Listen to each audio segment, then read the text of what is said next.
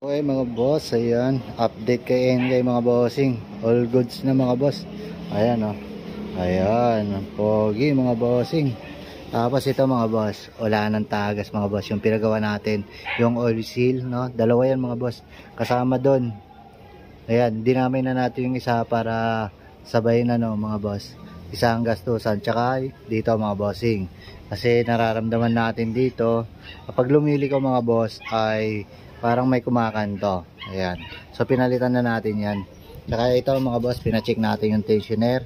Pinapalitan na rin natin yung kay Kuya Gis. So gawang Kuya Gis to mga boss.